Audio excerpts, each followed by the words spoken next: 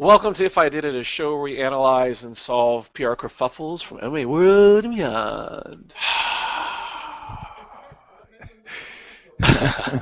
I'm your host, Alexiol. Joining me as always is Kid Native Bloody Elbow and Eugene S. Robinson from Ozzy.com and author of Fight Everything You Ever Want to Know About Asking. We're afraid to get your ass kicked for asking. Dingo. Especially trying to say it too quickly. Yeah. So, Eugene. Sir. Your UFC Moneyweight champion, Conor McGregor. Hold on.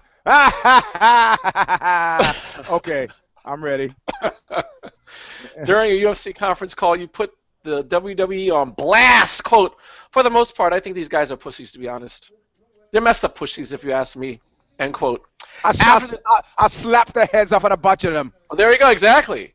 After the WWE universe exploded with a Twitter tsunami, you replied, I didn't mean no disrespect to the fans. What I meant to say was that I'd slap the head off your entire roster. And twice on Sundays. End quote. Yeah. Are you setting up an angle in case you lose your Nate Diaz rematch? And if not, should you be? Well, the answer to that question very simply first is yes. But if for nothing else, this got a known commentator to explain to a WWE fan who was outraged that this known commentator didn't come. Hey, what? Did you hear that? He said he's Jim. He talk anytime he wants the way he wants. All right, so he made this known commentator have to explain to a WWE fan who was outraged that he didn't come to the defense of WWE fighters that he in fact did not sob his way back into a job. I was cutting onions. I got something in my eye, and there was that. I wasn't crying. So for nothing else, McGregor smoked that out. That was pretty great. But if you know anything about the fight game, I have to honest to God say that this stinks of the woodpile.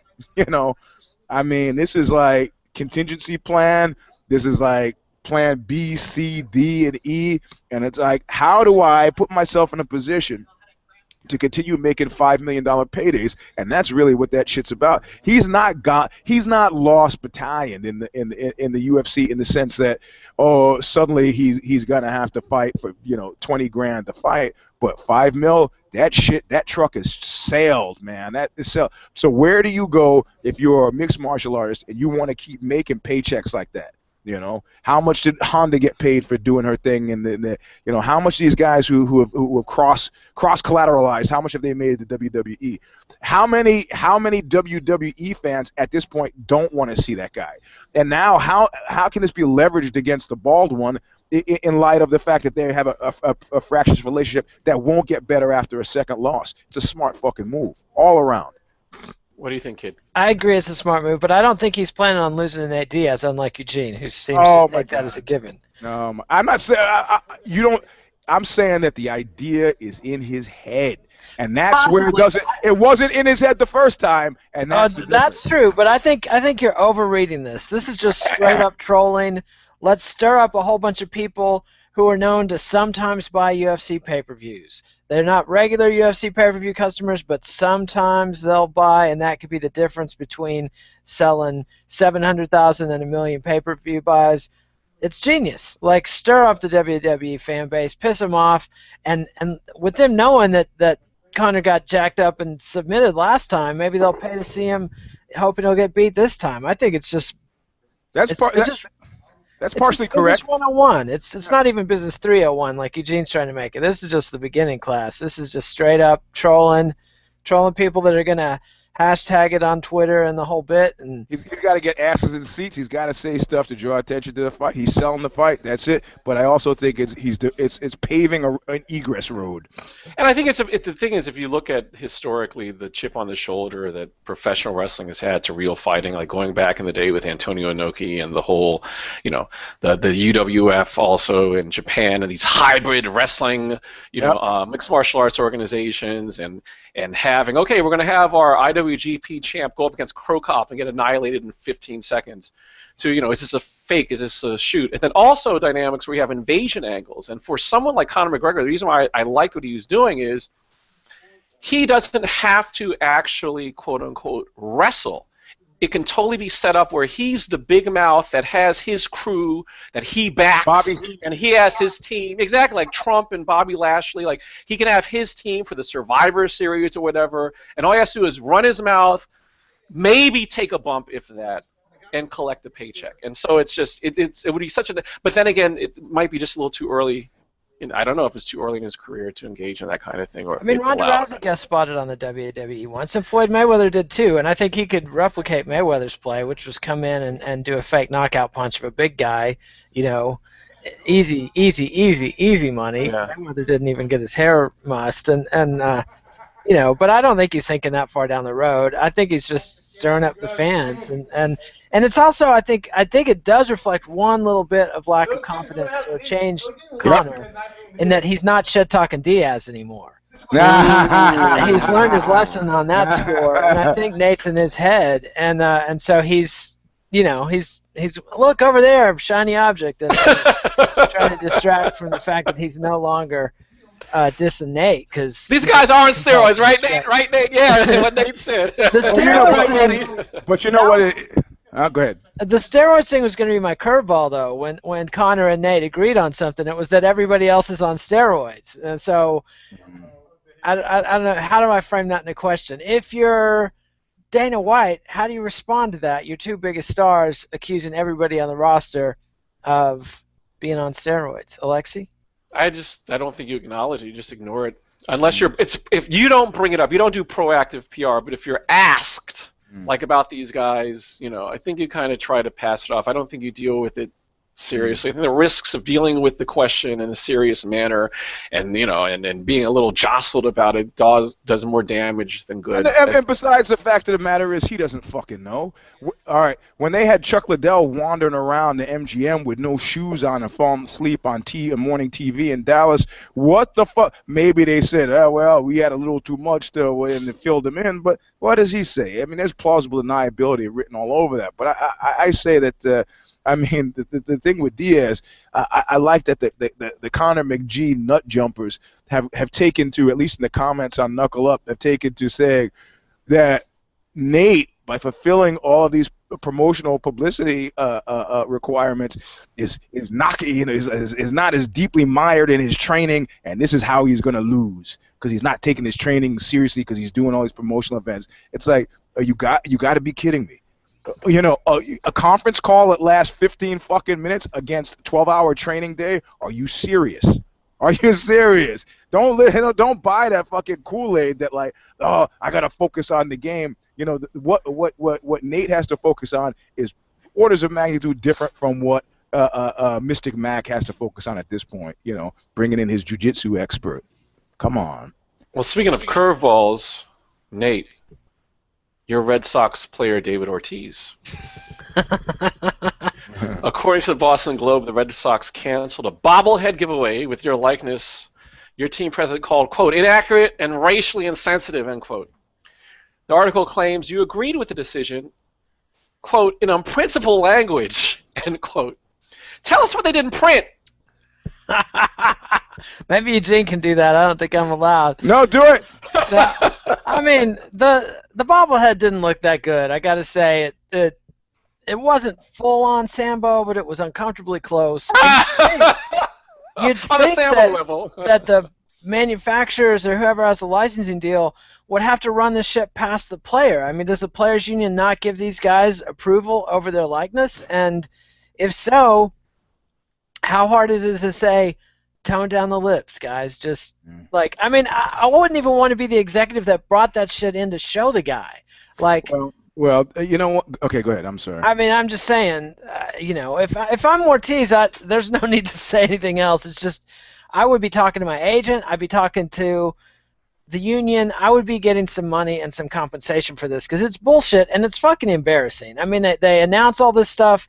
They put the bobblehead online. Everybody knows it's happening. Then they cancel it, and even more attention is called to it. And so if you're Ortiz, you got to be feeling pretty ridiculous. I mean, it's just grossly insulting, and he's a good player, and he's a star, and it's just no way to treat people, and it's bullshit. Like, why does he not have approval rights on his likeness? It makes no sense. Yeah, but this is a prime example of it. I mean, you don't want to be paranoid.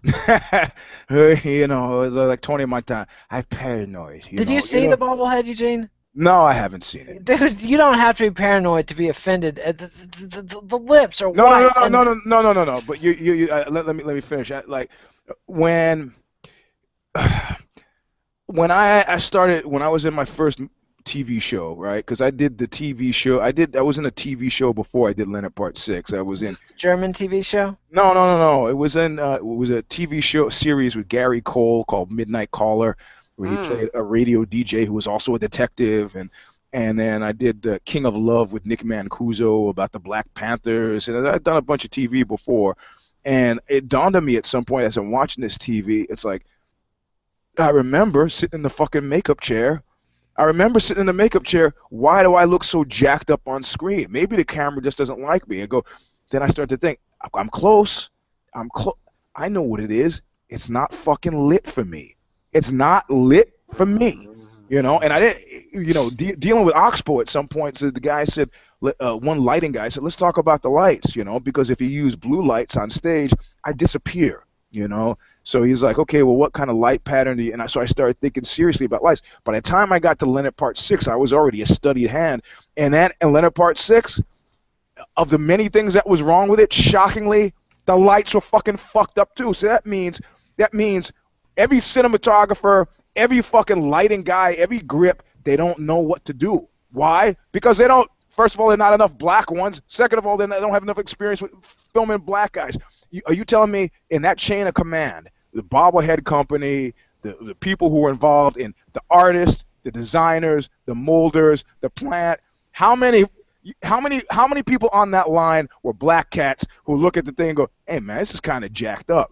Now, it could be that they were ignored, right? Like when I saw the script for Leonard Part 6, I was like, it's not fucking funny. It's actually not funny. It's painfully not funny. And I told a couple, like the production assistant, and she goes, don't worry about it. Cosby's a genius. He'll take care of it. Yeah, well. Had you already accepted the part by that point? I was going to take it no matter what. It was $2,000 a week, you know. So, but the reality of it is, this is just like the Atlantic Monthly saying, here's our staff photo, and not realizing that there are no women on their staff and nobody that had any ethnicity of any kind at all. White dudes. Or Huffington Post putting out their staff photo, and there are no men on the staff. No men at all, and absolutely no people of color. What the fuck are you thinking? People are so okay with this shit that they're not even diversity is not a fantasy thing. It's like, you know, oh, Silicon Valley, they've been moaning and groaning about diversity for years. Well, I've been in Silicon Valley since fucking 1980, and, you know, I've run experiments putting that on black on my resume, not putting that on black on my resume. It just doesn't enter. They can live their whole lives from elementary school to junior high to high school dealing with people only like them, and that shit is dangerous and injurious and fundamentally bad business, because this is costing them money of many kinds. Yeah. So if you're Ortiz, what do you do? If I'm Ortiz, I don't know. What do you do, man? What did you say? What did you say, man? What was the language that was not fit for print? Yeah. What did you say? Come on. Well, let's take the most extreme example, right, that we know. What would Manny Rivera, Barry Bonds, or Ricky Henderson have said? Yeah, exactly. Okay, so just think somewhere it would have been tectonic. Think somewhere on that scale. Not Alex Rodriguez, who's kind of a go-along to get-along guy, you know.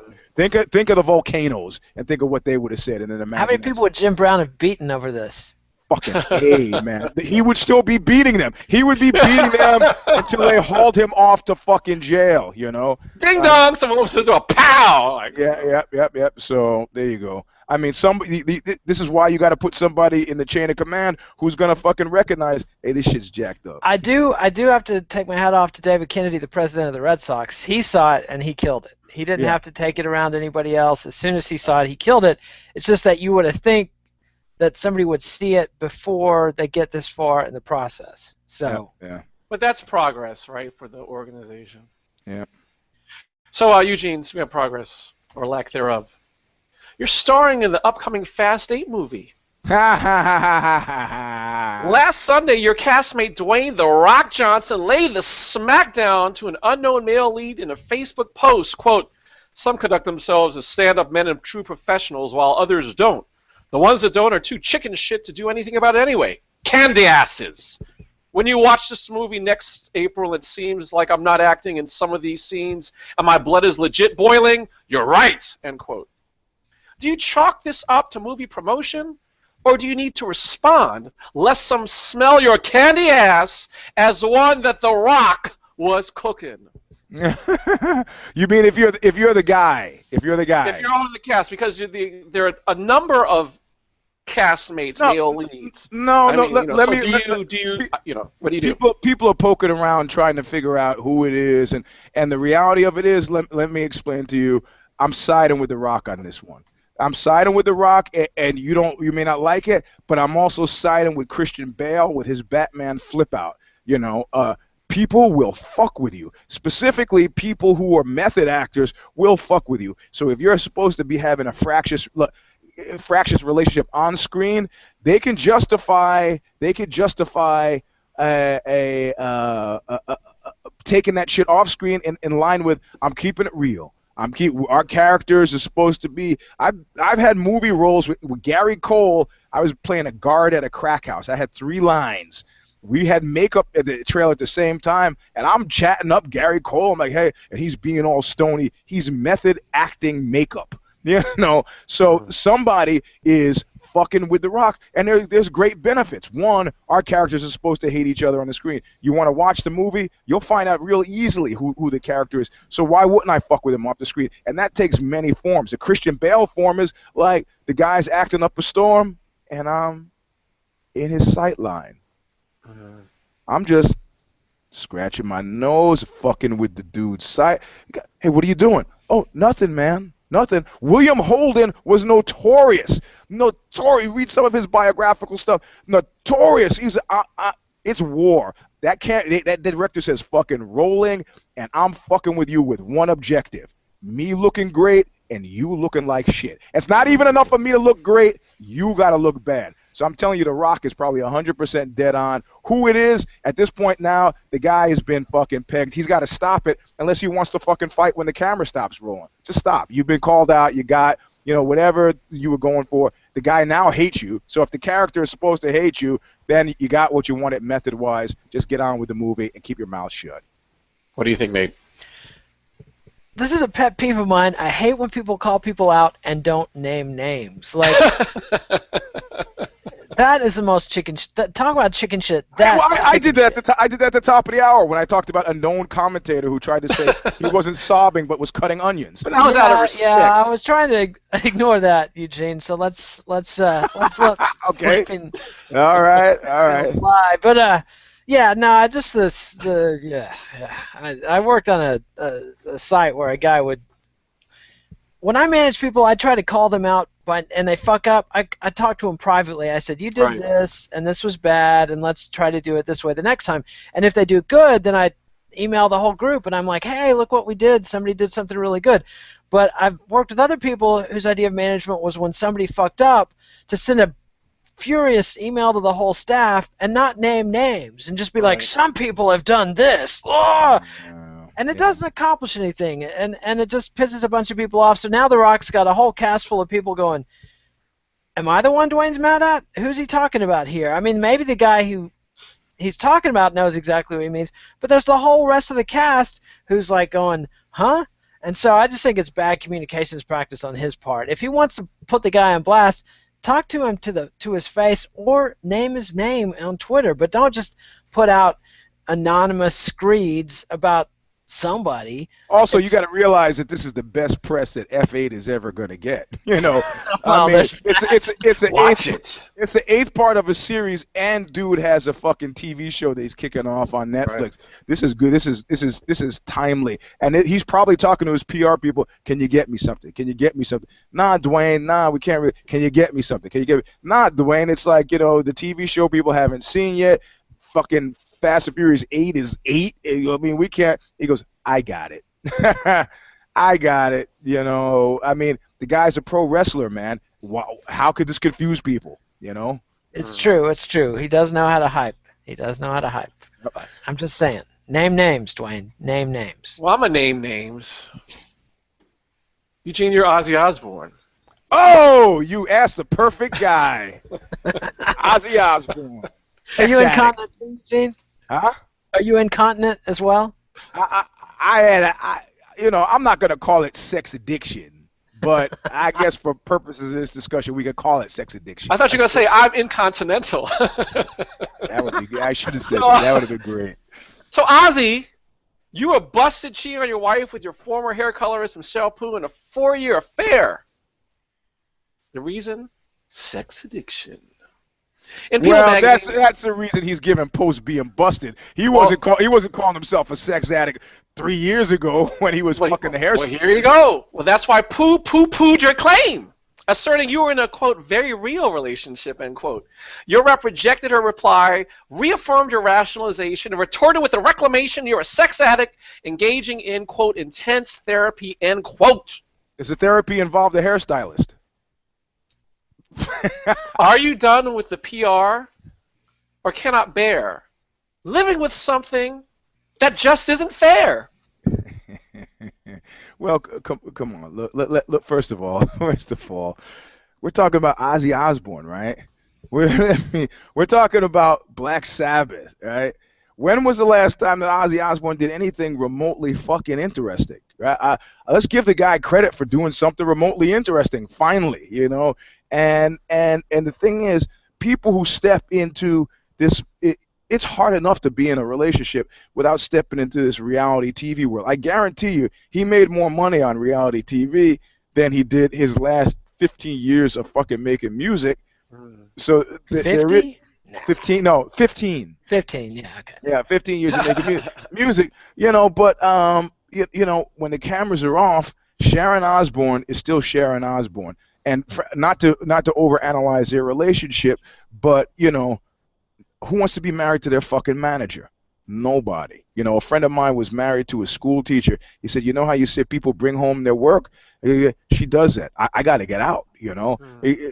And I have been known, you know, I have been quoted as saying before, you are the mother of children, but I am not a child. You know, so if I want to eat a fucking tuna fish sandwich at 4 o'clock, I'm going to fucking eat a tuna fish sandwich at 4 o'clock, even if dinner is at 6, because I'm fucking hungry. That's it, you know. So not so hot for teacher. So I am. If I am Ozzy at this point, I was like, you know, what I'm doing with my penis, frankly, though I was on a reality TV show, none of your goddamn business. And what's going to happen? I'm not going to do a commercial for Hungry Hunter. Red Lobster's going to cut me, or I'm not going to do another TV show. I don't want to. What the fuck do I? I'm almost dead. I'm in my fucking 60s. You guys should be high-fiving me and low-fiving me and pat me on the back. The thing with Sharon, how many more years could I give this woman? How many more years? You know? And the family's attacking him and posting his girlfriend's fucking phone number on the. It's like, come on, man, come on. Leave your dad alone. Yeah, I mean, you know, it's like, you know, I mean, I'm sorry to sort of personalize this, but how much? That's what makes it great. How much of a sacrifice is enough of a sacrifice? You know, how many years the guy gets no credit for being faithful for all those? Oh, she nursed him and she took care of him. Great. I don't need a mother. You know, you know, come on. Why is this a surprise? Perpetual fidelity. Give Ozzy a break. Set the Ozman free. Man, the Ozman cometh. You nosed around the point and the thrust of this, which is you don't fuck with Sharon Osbourne. She's a superpower in the entertainment industry. That's precisely why you fuck with her. Come on, she made Ozzy. She picked him up out of the garbage when he was discarded by Black Sabbath, got his career back on track, has managed him, and Ozzy's, you know, God bless Ozzy. He's very talented, but he's hold on. Let me go back. If he goes to her in a private moment and says, I have no romantic, erotic feelings that I attach to you anymore that aren't the dimmest of memories.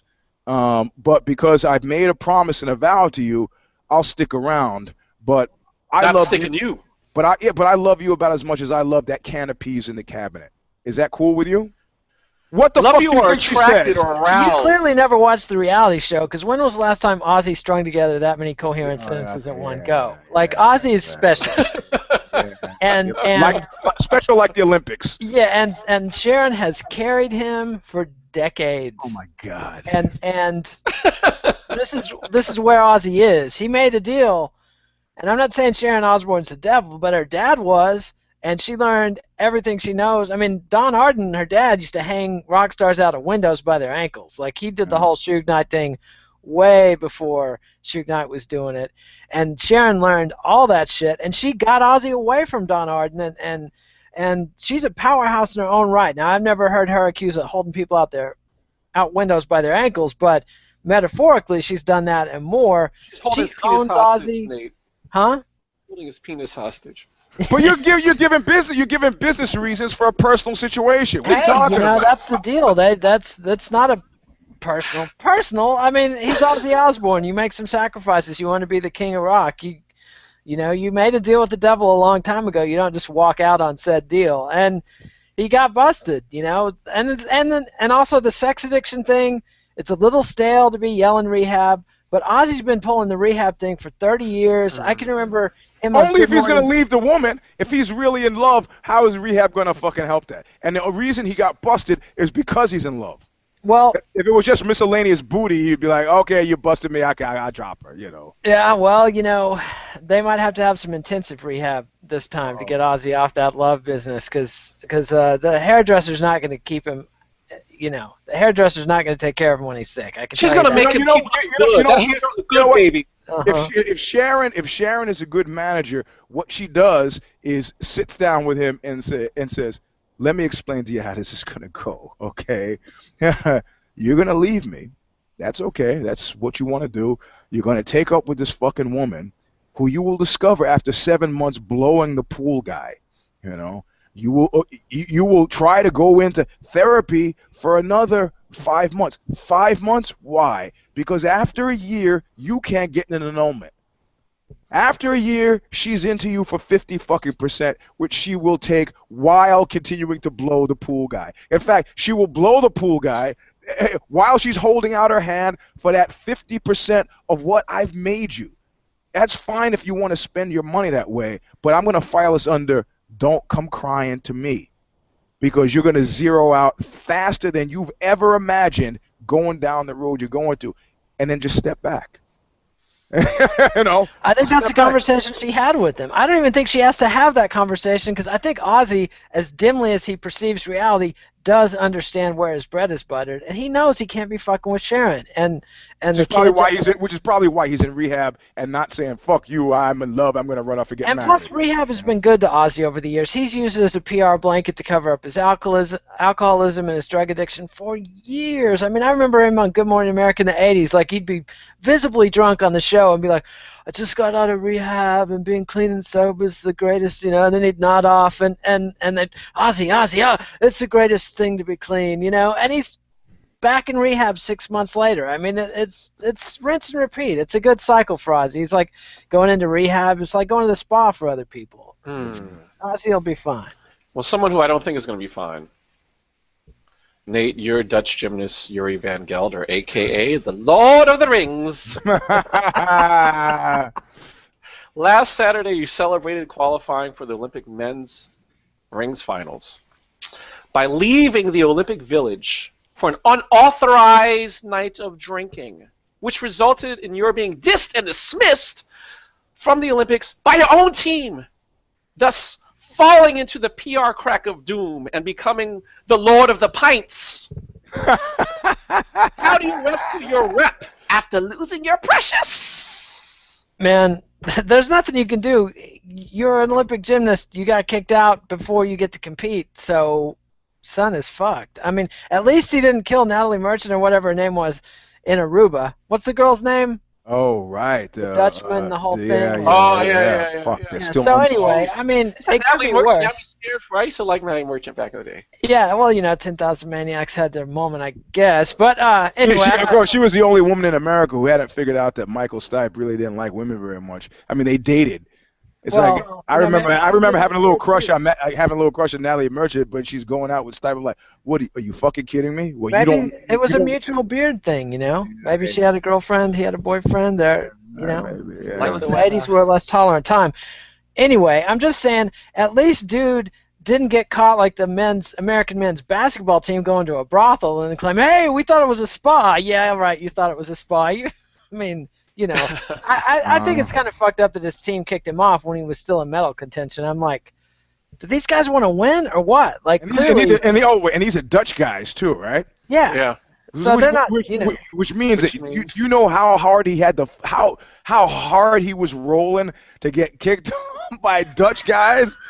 yeah. That must have been a drunk to end all fucking. It's like getting kicked off of the English or the Irish fucking gymnastics team for drinking. Like, what line did you have to cross? Because all those guys are drinking, but what suddenly he's like crossed the line. Fuck that, man.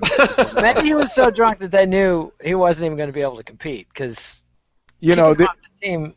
He was at the pub, he was at the place and like, Shoshi, I'll show you. I'll give you a preview. hey, this friend of mine. This friend of mine was repped by creative artist, right? Either William Morris, creative artist. She had a big agent, and I go, hey, how's your agent Mary doing? I won't mention her last name. She goes, Mary, well, I go, oh no, what happened? Well, Mary went to Tony Danza's wedding. Okay, so far so good, but Mary's not so strong with the drinking. So Mary got drunk, ended up dancing on the table with the wedding cake. Various parts of clothing had come off. Mary fell into the wedding cake, and it was a fucking catastrophe. She got fired from I'm sorry, I can't remember at this point, creative artist, and of course she ran to rehab, but it was, you can't fucking fuck up Tony Danza's wedding cake and think you're going to get out of that okay. Not if your job is an agent, Tony will make you, he will break you. Yeah, well, so I mean, it's like whatever line that the guy had to cross. It wasn't like he just had a too few minutes. It was probably who knows what they're admitting what they have to. So what is he? So there's nothing he can do. Just No, he plans on the Pan Ams and other games, but he's done for this one, right? Right. That was fucking stupid. Yeah, and going into rehab won't help because it's probably I mean, I guarantee he doesn't think he has a problem, even though it's largely affected his life. So If you're an Olympic athlete in a sport that does not have a lucrative professional sideline like soccer or basketball or golf, and you fuck up the Olympics, you're like a mayfly that wasted your day. You blew it. You're fucked. no hidden liquor sponsor. Nothing a pizza butt. I mean, who knows? For whatever happens. Hey, Nate, you're Donald Trump. Hey, Candace Smith of heavy ABC weighs the News. crown. Whoa, There you sorry. go. Candace Smith of ABC News tweeted a quote you made at a North Carolina rally, quote, if she gets to pick her judges, nothing you can do, folks. Though the Second Amendment, folks, maybe there is, end quote. Your opponents claim you're dog whistling, assassinating Hillary, or her judges to gun nuts. Time to rethink your reboot, move on, or stick to your guns. Trump's going to be sticking to his guns because he's a crazy dumbass. But the rest of the Republican Party is like shitting their pants because they're seeing the polling that they're looking at losing the Senate and the House at this point. And you just got to say, you elected this dumbass ignoramus, or you nominated him. Now you got to live with them. And these are people who couldn't even organize like an attempt to denominate him at the convention. They couldn't get it together to even have a vote on freeing the delegates to vote their conscience. They didn't get an alternate, never Trump candidate together. They just had this guy from Utah that's the CIA agent come forward, but he's not doing anything.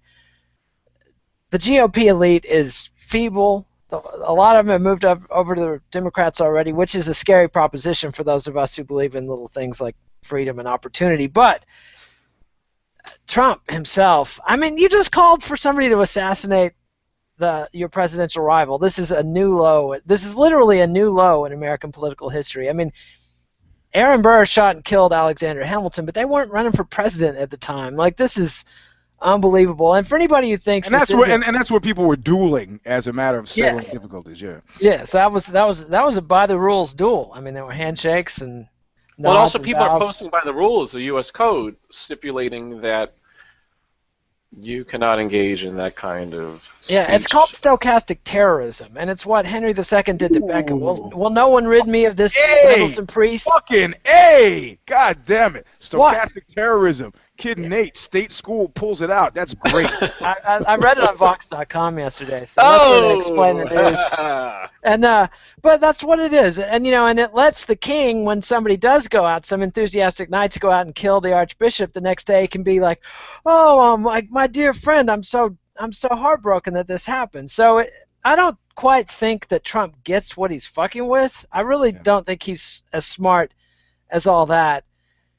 Well, I think he's just running his mouth. Did you read Fareed Zakaria's piece yesterday about how he goes, look, if you're a truth teller or you're a liar, both of these understand where the truth is, right? They have a different relationship to it, but they both understand where the truth is. He goes, Trump is neither. What Trump is a bullshit artist who has no connection to reality at all and is largely free-forming shit, So I think this, and instinctually this, and the idea that the election is rigged are really, really fucking dangerous places to be. And he has bullshit his way there because it seemed like it's like jujitsu. It's like suddenly there's an opening, fuck it, going down. I mean, that's why feeding off the crowds, and he's right. And that's why they can dismiss all this stuff as any fucking stand-up comedian recognizes what it is.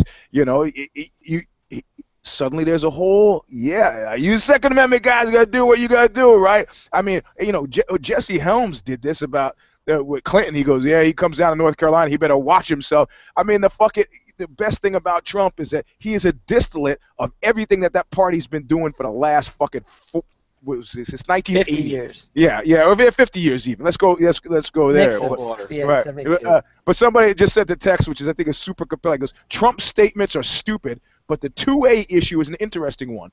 The Constitution was written basically with the thought in mind that a government can become tyrannical and need to be overthrown. That's bullshit. Okay, hold on. There are mechanisms in place, and still are, to keep the proles from having too much power.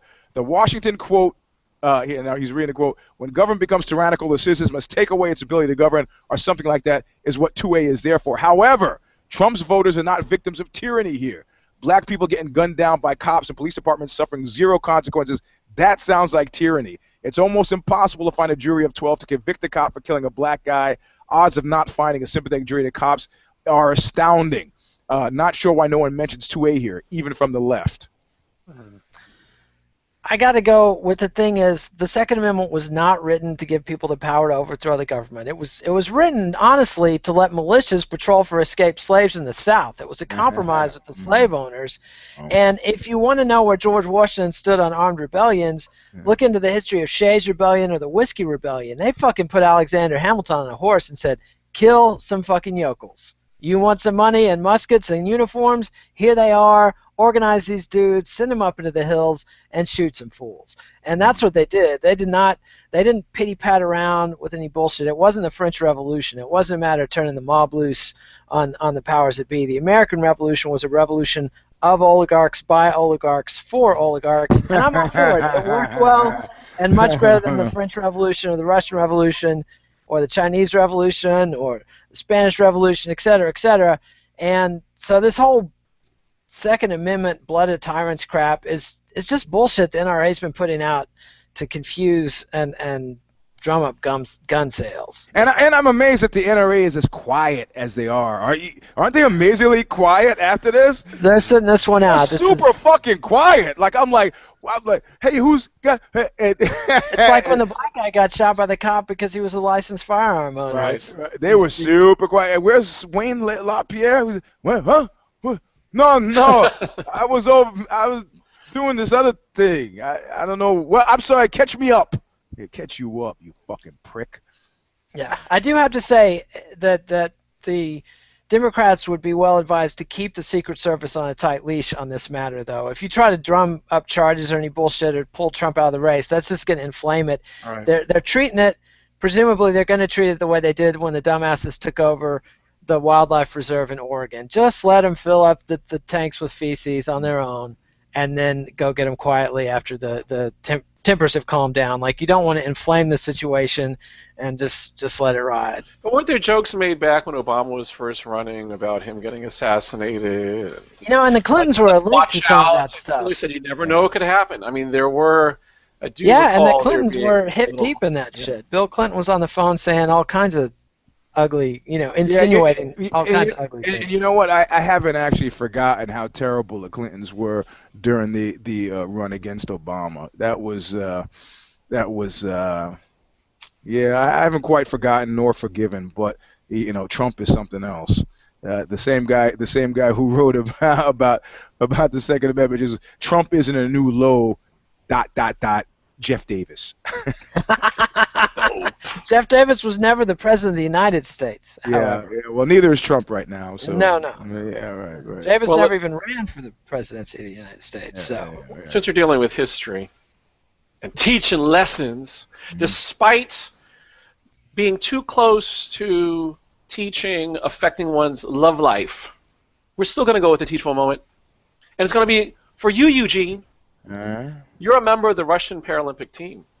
Oh, man. All you ever wanted, all you ever needed was gold in your arms. But on Sunday, I was giggling so much. They can only cause harm. But on Sunday, the International Paralympic Committee suspended your team from the 2016 Paralympics with its president saying, quote, "The anti-doping system in Russia is broken, corrupted, and entirely compromised. The Russian government has catastrophically failed its para-athletes. Their, quote, medals over morals, end quote, mentality disgusts me." End of his quote. Uncertain if you'll ever be able to compete and realize your dream, is there any PR you can safely offer, or should we just enjoy the silence? I think you got to enjoy the silence. I mean, what are you gonna fucking say, man? It's like that the Spanish Special Olympic team where they fucking discovered that they weren't special at all, and that they, I mean, how those guys, how they think that was gonna work, and they're gonna put some trophies on the mantelpiece at home, and people are gonna come by and they say, "What's that for?" "Oh, I won the developmentally disabled 100-yard dash," but you're not developmentally disabled.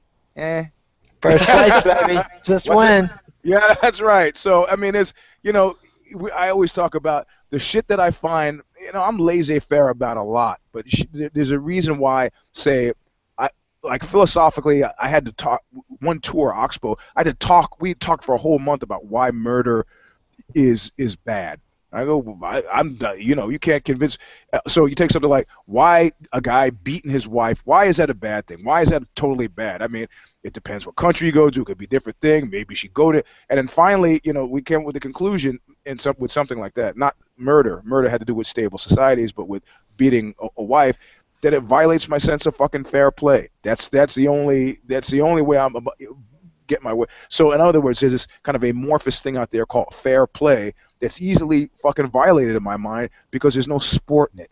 You get Paralympics who already, I mean, this is really about overcoming obstacles, and then you tank them up on performance enhancing stuff. It's like, come on, man, this is as far. Why don't you just put fucking robots out there? I mean,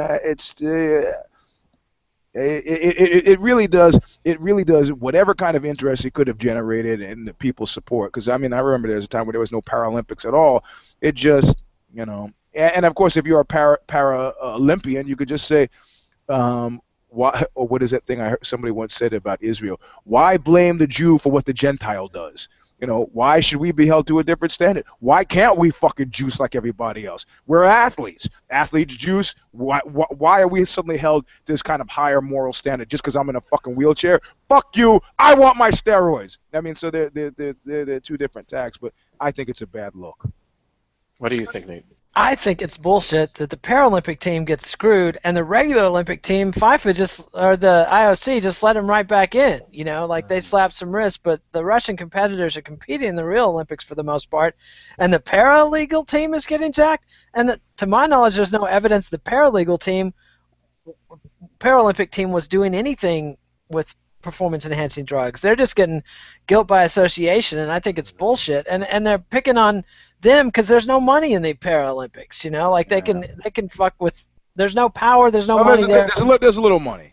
Well, but compared to the real Olympics, there's not much. And so the IOC is afraid to jack with the Russians, but so they're going to punish the Paralympic team. I just think it's classic little guy getting kicked. So what's your little guy do? Hey, this is how World War II started, right? Remember that ad where they had not World War II. I just maybe said it because of the Nazis, but World War I, where somebody did a cartoon of it as a bar fight, and it's like these are fight, and then somebody turns around and punches Britain in the mouth or something or who was it? Not Britain. It was Austria and Serbia that started it. Yeah, you're right. But suddenly somebody who was completely not expected to get attacked was Belgium. Yeah, right. Sorry, I knew it was a country with a B. Thank you. So Belgium is just there, like watch the fight. Boom, gets hit in the mouth, and then the shit. This is very much a similar thing to this. Somebody's got to go down for this. Who's gonna go down for it? Fuck it. I mean, if I was on the Russian Paralympic team, I'd be piping up if you can get anybody to do an interview with you. What the hell? You already lost your bid. Like, might as well bitch. I mean, in 4 years you're going to be past your athletic peak. So you know, might as well raise a ruckus. Plus, there's a whole bunch of people. I was listening to NPR yesterday. Some guy was talking about how the whole anti-performance enhancing drugs thing is novel and new, starting in the 60s with this chemical puritanism. But before that, speed or whatever, steroids. Everybody was like, hey, I'm an athlete, give me drugs. Like, and everybody else in society is, hey, I need drugs for this, I need drugs for that. Why should athletes have their thing, their style cramped over this puritanism? And so I think there's two lines of pushback. One, it's not fair. You're letting the regular team that got caught cheating go ahead and compete, and you're screwing us who never even got caught, as far as I know. I could be wrong about that. And then the second thing is, and this whole steroids thing is bullshit anyway. So I would hit it hard on all fronts. See, I'm still waiting for the steroid Olympics, man. Or just let's see how far science can truly take us. And if someone's willing to get juice to the gills, and everyone there knows, hey, look, it's almost like this kind of like Wild West, but like almost like this futuristic, demolition derby kind of thing of like, hey, you know what the rules are, you sign the waivers, you go in, and have that shit at the same time as the Olympics, like, yeah, Olympic world record, look at this shit. The problem is you're going to hit is like the cyclists. One of the reasons they really cracked down on doping in cyclists is because cyclists started thickening their blood to the point that you had 26-year-old guys dying in their sleep because their blood of congestive heart failure. Yeah, because they had their blood so thick and so oxygenated that it clotted up. If you had something like that, it would be, if you thought like tough man contests were a liability disaster, the all steroids Olympics, you would have people dropping like fucking commitment flies. to human excellence, baby. I used to be a big fan of this guy Mike Matarazzo, and Matarazzo died waiting for a heart transplant, and he talked very frankly about how it was that he got there at the age of 47.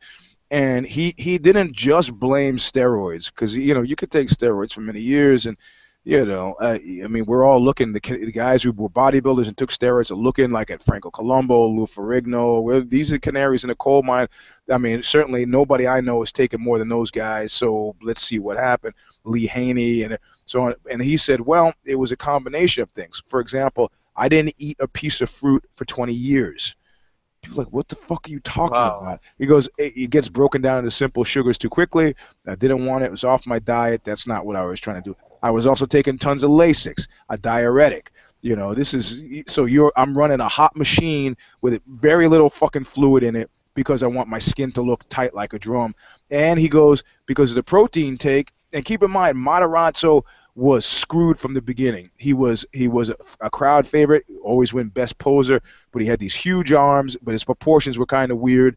But he was a crowd favorite, and he was a phenomenal guy to watch in the pose down, But he also ate nothing but meat for 20 years. And lots of it because of the protein take. So everything that you could do to your body that would result in your heart crapping out at 47, he did, including taking steroids, not doing cardio because he didn't want to lose too much weight and so on. So I mean, it's there are stories of excess. Mohammed Ben Aziza, guy LASIK'd himself out of existence by getting rid of every bit of liquid in his body.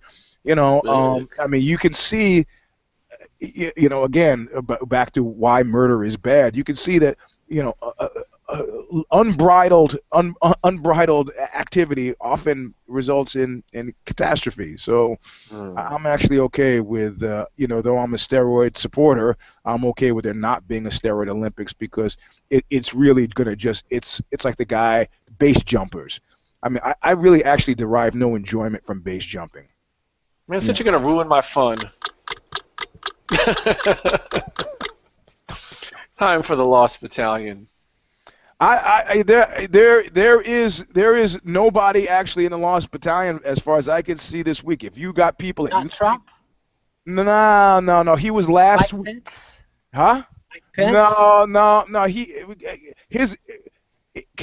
A month ago, if I asked you who Mike Pence was, you wouldn't have known. So I would have known. You would. large percentage of people wouldn't know. But in Lost Battalion news,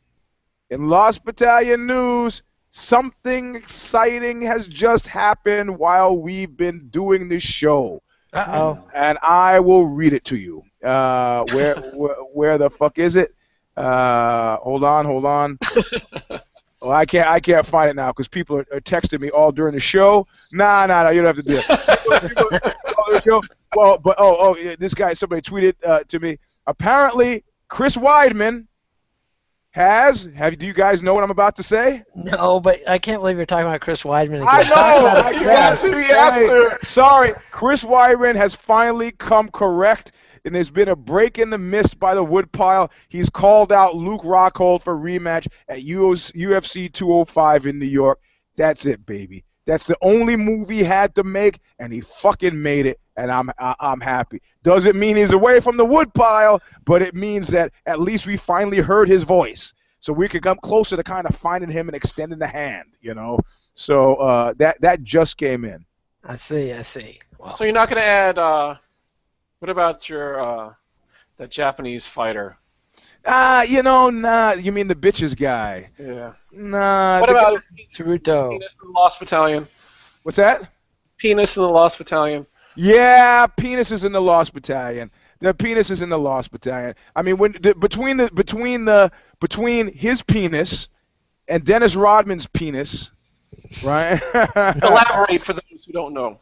Dennis Rodman, for some reason, decided to hold a press conference where he revealed that he has broken his penis no fewer than 3 times. Yeah, people. Look, I just told somebody here that news, and they're like, "How do you break your penis?" I said, "You break your penis fucking showing off. That's how you break your penis." Blame the victim, Eugene. What's that? No, Blame the victim. I'm just saying, what kind of insecure moron dials it up to 10 every single fucking time? Who do you need to impress? In terms of sex, I could be perfectly happy with a 6 or a 7. Why not pursue? In other words, the bells, the whistles, bro. I don't have to get an Oscar every fucking time, and that's the only way that you're breaking your penis. If I'm behind the neck, across the back, over the shoulders. Now, I know the guy's under a lot of pressure. I guarantee you. I know more about the sex lives of celebrities who I don't know because the second they screw a woman, she tells her friend, who tells her friend, how many degrees of separation do I have to have between me and Shaquille O'Neal's tiny penis? I don't know. 2, 1, I mean, so these guys are under a lot of pressure. They know they're on stage. People are going to know. It's not like you're going to have sex with Dennis Rodman and not tell your friends you had sex with Dennis Rodman. So the guy's under all this pressure to perform. You break your penis 3 times. That's rough. And dude is the Ishihara when he's photographed with these bitches. And I use a line from Kraftwerk, you only need a camera just to change your mind. And some guy goes, well, what does that mean? Does that mean? I go, man, that means when the camera's gone away, those chicks were gone. They're not sticking. Just get the fuck out of here. What are you, crazy? Hey, you know, he's a dynamic UFC fighter coming off a knockout. He's going to be reeking of macho pheromones. And I'm tired of the fucking distillant of rap culture blasting its way across the globe with this fucking boorish behavior. Frank Sinatra said it best in my mind, keep the party polite. You know what? If a guy's Frank Sinatra threw a woman through a glass door, almost cut her arm off. That's why you have to keep the party polite, because shit will that's why get you gotta, real. That's why you gotta keep the party polite. He also broke the jaw of the guy for not calling him Mr. Sinatra, and that's how that guy I told you about other shows. So you know, Donna Shalala got his work on every Frank Sinatra film after 1967, because it's like, what did Jilly call him? What'd you see down there, kid? Nothing, Mr. Sinatra. Yeah, a guy who can keep his mouth closed is a guy you want to keep around.